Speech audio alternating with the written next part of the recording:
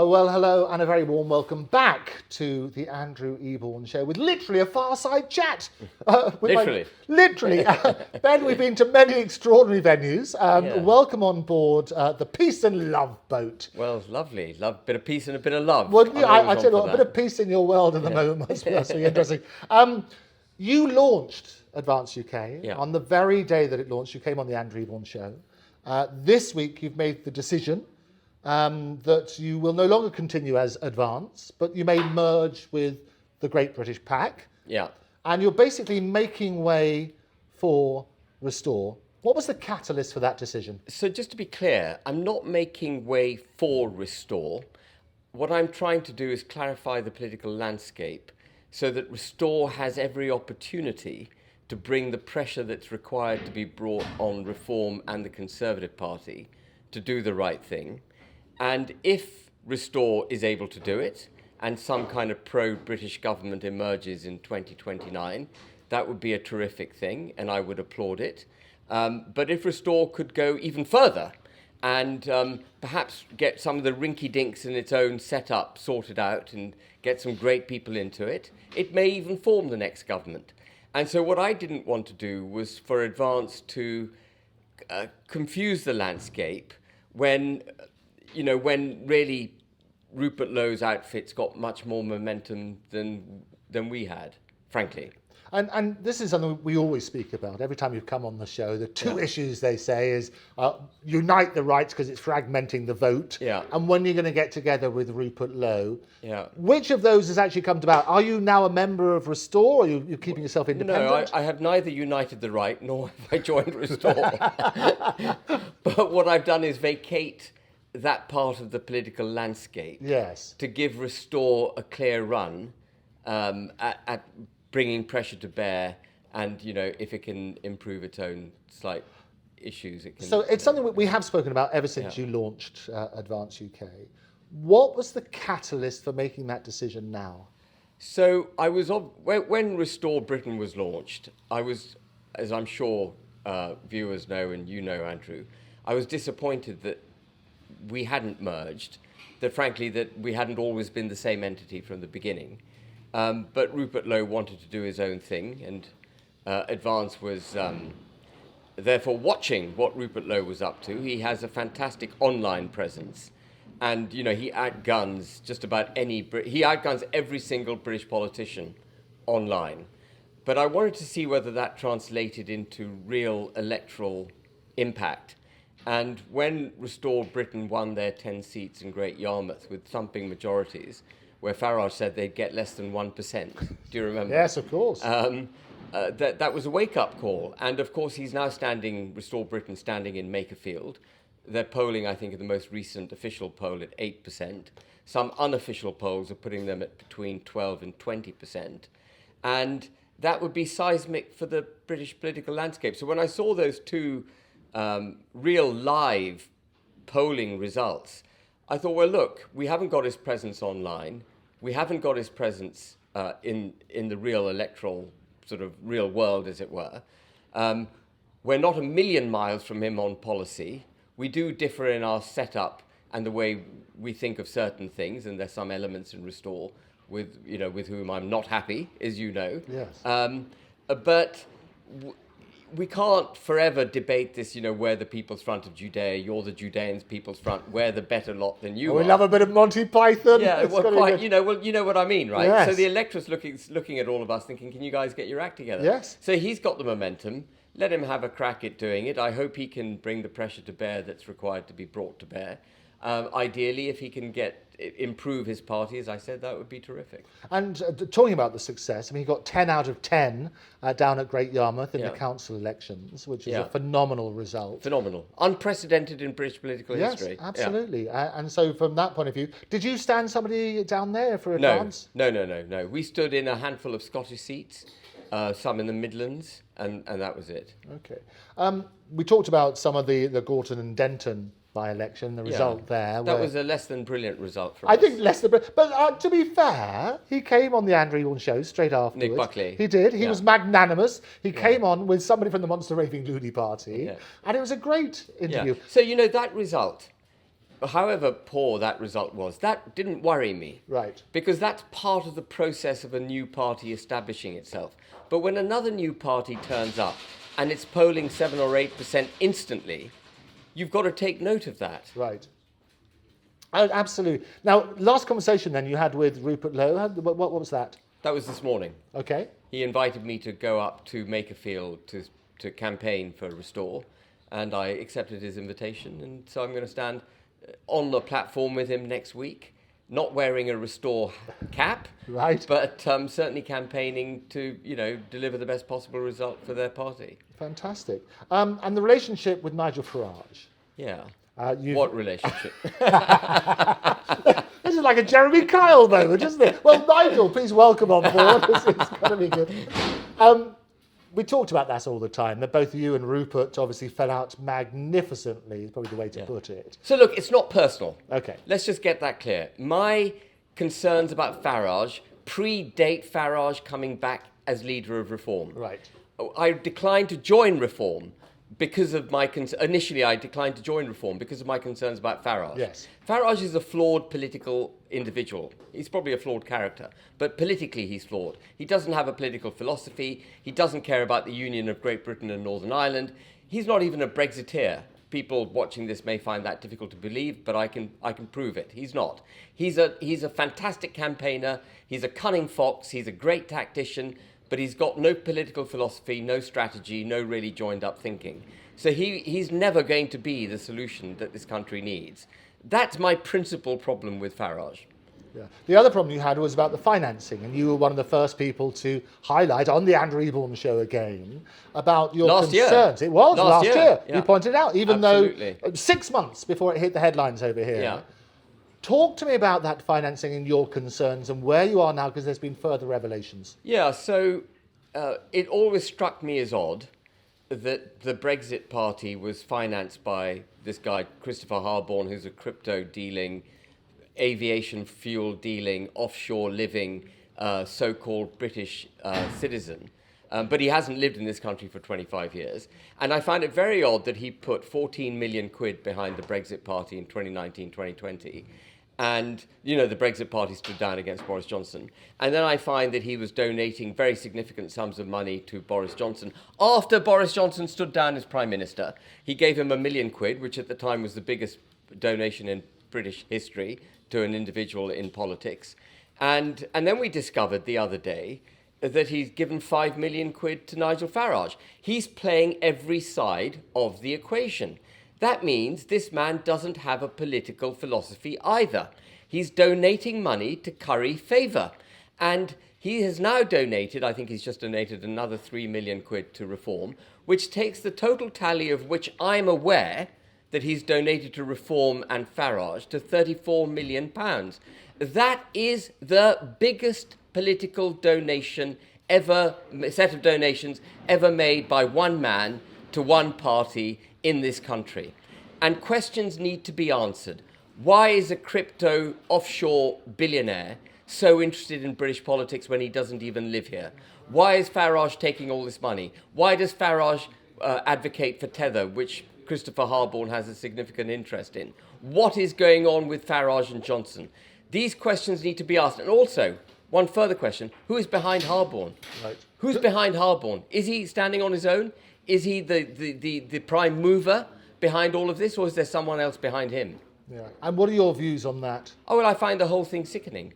I don't like it when one man controls a political party the way he must control Farage. Look, Farage is prepared to do, for £19.99, go online and say up the Ra, which is effectively sing support of the IRA, for £19.99. What do you think? How influenced do you think he's going to be when he gets 34 million quid? And to be fair, he's not here to answer himself, but I always I'm asking questions. I know, that's a good question, and I will question those answers, as I always do. Yeah. Hold your feet to the fire. Yeah. I've got a fire as well. Yeah. He will say, it's rather like people phoning up saying, I want to speak to Mr. Sea Lion when they phone up the zoo. What he does with these people, they get a list of things to do, they pay them a certain amount, depending on who the celebrity is, and they will just read it out. He didn't know what he was saying. What, Farage didn't know what he was saying? When you're doing these messages to people, because there is websites where celebrities will give a message to people. Oh, come on, Andrew. Come on. You aspire to be the Prime Minister of this country, and you're reading out messages blind without understanding what they are, and you don't know what up the rah means. There you go. So that's the point. And in response to that, he was saying a lot of celebrities do it. They'll read out all sorts of messages. But he's not a celebrity. Well, I'm a celebrity, get me out of here. He came I third. don't care. I don't care. He aspires to be the Prime Minister of this country. That puts him in a different category altogether. Yeah. The other thing that they said is that there's no harm in receiving money. You had to declare it. Now, the story about declaring it changed, didn't it? Because you and I spoke about it beforehand, where it's a personal donation, nothing to do with politics, then you don't need to declare it. Yeah. If it was to do with politics and a reward for getting Brexit done or something, was that campaigning for Brexit? Campaigning for Brexit, which is under HMRC rules, that's classed as a tip. It's the kind of tip you might give, for service rendered. At the restaurant you go to, 5 million quid. Well, but you're right. No, but it's classed as a Yes, tip. It's yes. a reward for something that you've done, Yes. and that is taxable. Yes. So has Nigel Farage paid his tax on Good that 5 question. million? Yeah. Good question. I asked you last time, what don't we know about you, which will come out? Well, very little you don't know about me, because my business career has been in the public domain. I've been chief executive of a public company for the last 26 years, a company I set up. It's regulated by the Financial Conduct Authority. All my remuneration is in the public domain. When I was an MEP, I just got whatever I got as an MEP salary in the public domain. And as far as my political party is concerned, Advance, the biggest donor is me. We've got no other donors. We've got other donors, but they're small by comparison. So there's nothing to see. I do it all because I'm motivated for this country. Yeah. We had, talking about money, a lot of people say now Advance is retreating or is taking a step back, which get whatever pun you like out of that. Yeah. What's going to happen to the money? Because you've got the membership fees, you've got the 100 grand that you put in. Yeah, so we've got about 300,000. Yeah, so what happens to that money? So that, if the members approve the joining of us with the GB PAC, that will go into the GB PAC. Our constitution, by the way, the party's constitution, requires that if we ever wind up our activities, that we donate the money to some kind of entity to carry on some mission. It explicitly states that we shouldn't return the money to members, we should pass it on. And that was one of the big things when you set up the party. You wanted everything to be very clear in black and white to make sure that people didn't question. It's not like a Nigel Farage fan club, as you once phrased reform. You turn around and say, people get rid of you as the leader. Yeah. They can turn around and decide what happens to the money. Effectively, that's set out what happens to the money. And I fired myself in the end. There you go. You did. You did. What has the reaction been to the members? Overwhelmingly, so the votes that the ballots are open now to vote in favour of what we're doing. And over 90% of the members who voted, around 90%, sorry, I shouldn't say over, around 90% who voted in favour of us joining the GB PAC. Right, okay. And when will the decision be made? As soon as the vote closes, which is Sunday, tomorrow. Tomorrow, okay. So we'll know on Monday morning. We'll know on Monday morning what happens. We talked about the horrible case of Henry Novak. Yeah. Give me your views on the case and the discussion, if you like, taking a couple of things, isn't there? Nigel Farage came out with his statement. The BBC wrongly reported the words they used, white, as opposed to... White cold rage. Exactly. Which is very odd. Yes. It's white hot rage is the expression. Well, that's white hot rage. So, but it was wrong. It was wrong anyway. Red hot. Exactly, but it wasn't white anyway. No. It wasn't the word to use.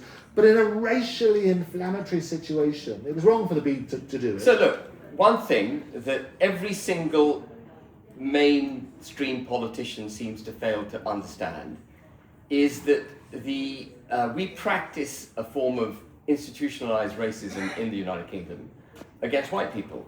It's progressive discrimination. It's into the fabric of our regulatory and legislative setup. The Human Rights Act equated all of humanity to British citizenry. Then the Equalities Act came along and made progressive discrimination a thing.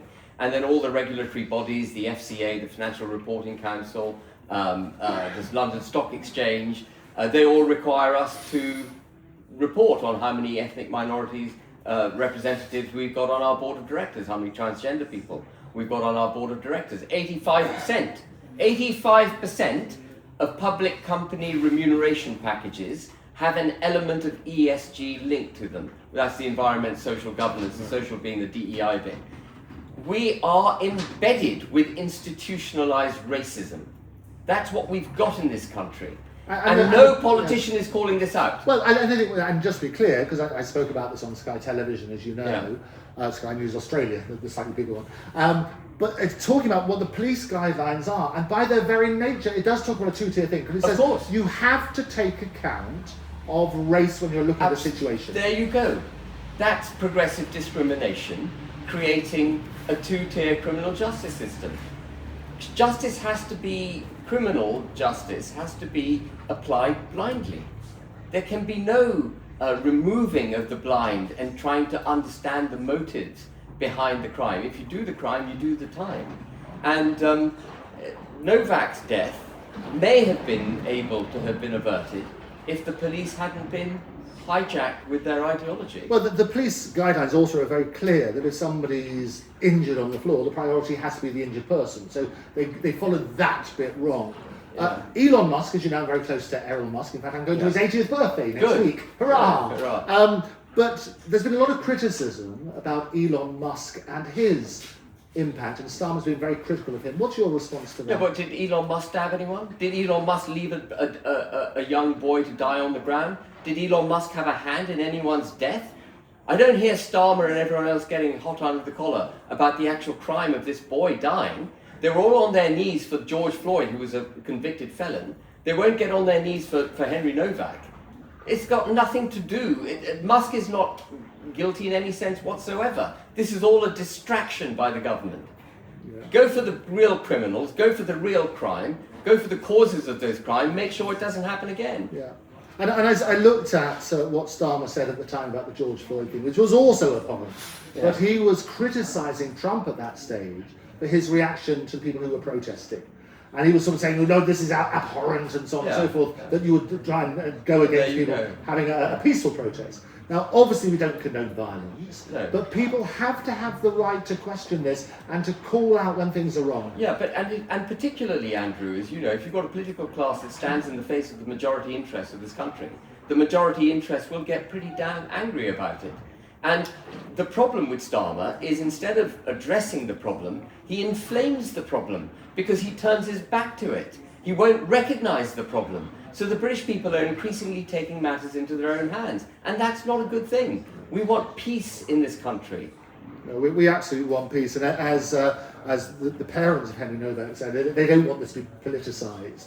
We want to have peace, but there are serious questions to be asked and answered. And you don't get peace by taking the knee to those who commit crime. You don't get peace by appeasing the aggressors. You get peace by actually standing up and being brave and saying these are the problems and we're going to address them and this is how we're going to do it. Starmer got Southport killings completely wrong. He misunderstood the nation's reaction afterwards. He threw the criminal justice system against those who were legitimately protesting, and he's made the same mistake with it's not a mistake. He's hijacked.